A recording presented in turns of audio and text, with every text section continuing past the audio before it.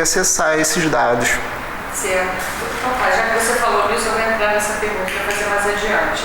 Você acha, então, esse registro, né, desse suposto levante em 1875, claro que a gente teve a Revolução do Haiti, né, no final do século XVIII, e a revolta dos escravos muçulmanos maleses na Bahia.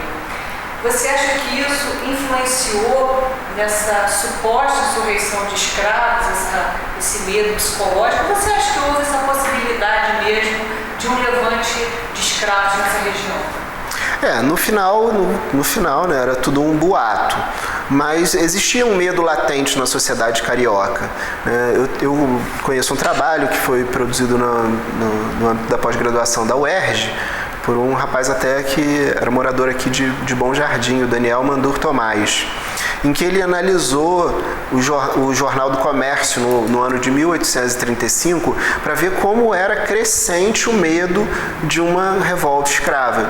Então eu faço um diálogo com isso também, né? Porque havia um medo crescente na corte de uma revolta generalizada de escravos e nas regiões mais periféricas esse medo também, transbordava, né?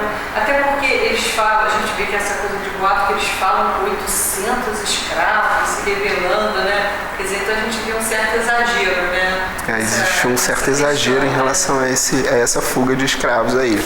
Mas isso não quer dizer que os escravos daqui não fugiam, né? Os escravos daqui fugiam tanto de particulares quanto fugiam da cadeia da vila. Essa é uma das coisas que eu descobri que muito interessante. A cadeia da vila era portas abertas. Então sempre, assim, todo ano tinham notícias de fugas de 6, 7 escravos, 2, 3 escravos fugidos da cadeia da vila.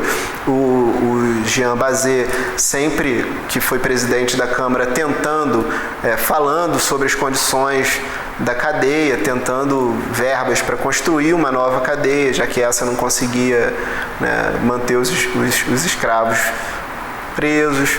Chamavam de libambo, né? O libambo.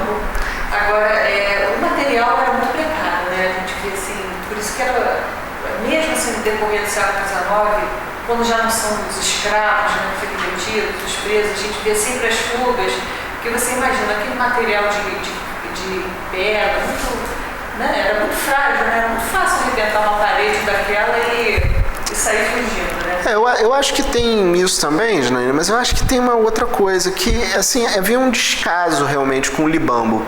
Exatamente porque eu encontro um documento em que ele me informa que havia um escravo lá que estava 2 dias sem alimentação. Então, quer dizer, não tinha ninguém para assessorar os presos daquele lugar. Então, eles ficavam ali sozinhos, tinham tempo bastante para conseguir abrir as trancas e poder se retirar, né? Havia uma determinada negligência e também era muito dispendioso para a Câmara, que sempre reclamava dos gastos com os escravos que ali estavam alocados. Voltando a essa questão dos suíços, é interessante que o padre Jacob Joá, né, assim que aportou no Rio de Janeiro, ele fez a seguinte anotação no diário dele, abre aspas, durante o dia não vimos senão negros, eles fazem todo o trabalho. A maneira como são tratados me causou uma impressão extremamente sensível, tanto que não podia esperar um momento para voltar a bordo, fecha aspas. Mas o nosso padre Jacob Joá teve escravos. E aí eu me lembro do Marco Nicolan, que ele falou que não consegue, como historiador, dar uma explicação por que os colonos da primeira geração, os colonos suíços da primeira geração, logo se adaptaram a esse modo de produção escrava. Ele não consegue entender isso. Eu queria que você comentasse sobre isso. A primeira coisa que é interessante nessa citação não vemos senão negros, quer dizer, já indica que a sociedade carioca era permeada pelo elemento escravo, né? E a questão de obter escravos, ela é interessante, porque para alguns suíços ela vai aos poucos, né? E para outros não, a assimilação é muito mais rápida. O Jacob Joá, em 2 anos, já batizava seus próprios escravos. Mas o que eu gostaria de relatar em relação aos colonos é sobre um outro colono, o Derruri, que depois escreve um artigo na revista do Instituto Histórico Geográfico Brasileiro, né, formulando as bases da ideia do mito da Suíça brasileira. Né? O próprio Agenor de Rúry era possuidor de escravos aqui na vila de Nova Friburgo, batizou seus escravos junto ao padre Jacob de Joá. Então, é assim que a gente consegue ver a criação a invenção de uma tradição, né? A criação de um mito. Exatamente, eu fico pensando muito assim, Janaína, o que resta, né, da herança cultural suíça em Nova Friburgo? O que tem ainda de herança cultural? Eu não consigo identificar, mas eu consigo identificar a folia de reis, eu consigo identificar diversas outras manifestações negras aqui na região. Então eu acho assim, a escravidão era muito forte e o costume com esse tipo de trabalho também tem relação com o status social do indivíduo, né?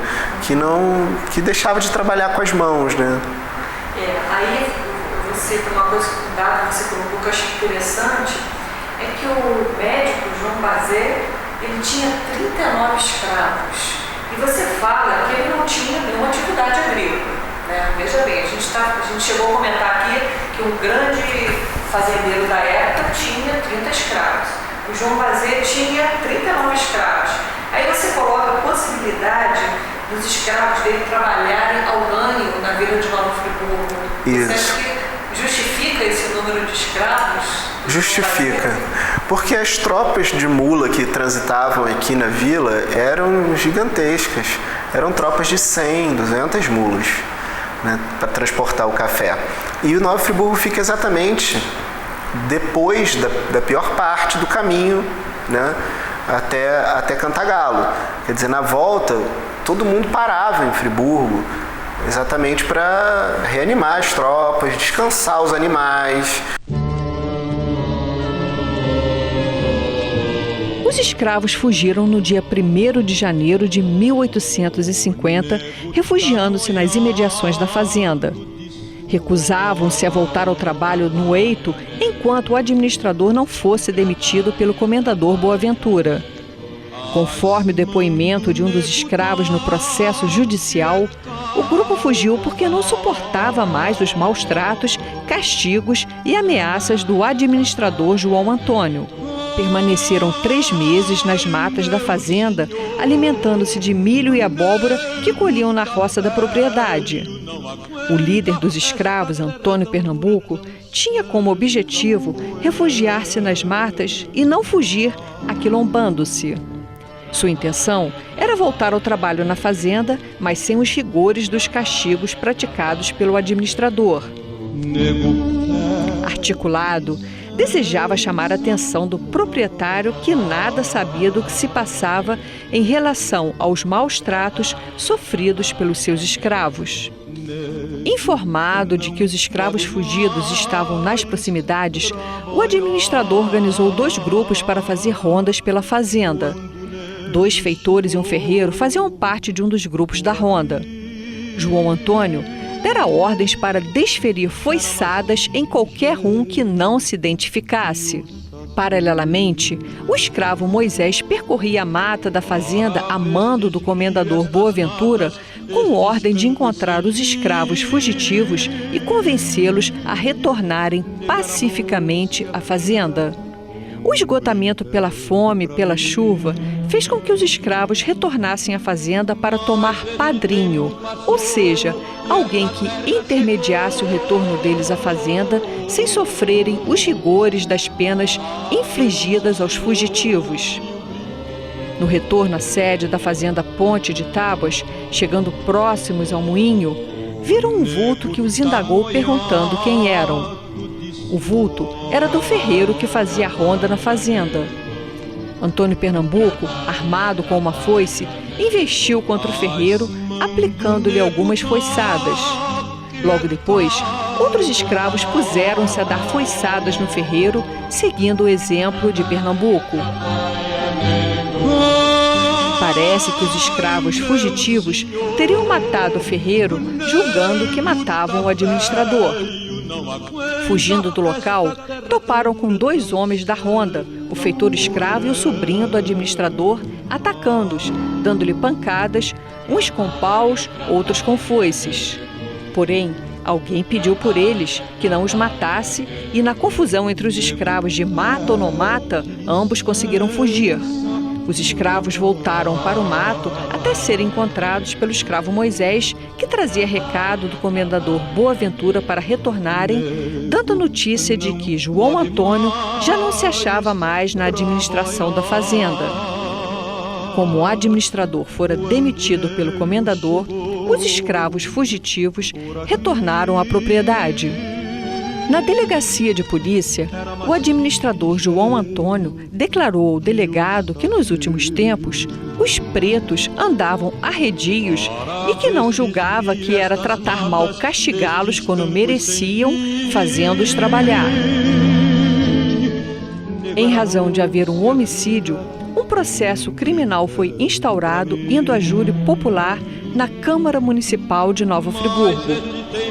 Antônio Pernambuco e os outros 2 escravos foram condenados pela morte do ferreiro à pena de galés perpétuas, ou seja, trabalhos forçados em obras públicas. Pernambuco, por ter incitado os escravos à fuga, receberia ainda 400 açoites, aplicados na cadeia da vila de Nova Friburgo.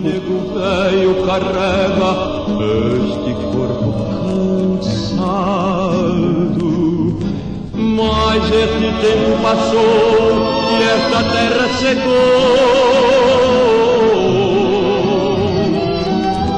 A velhice chegou e o brinquedo quebrou. Senhor nego velho tem pena de ter se acabado. Senhor nego velho carrega este corpo cansado.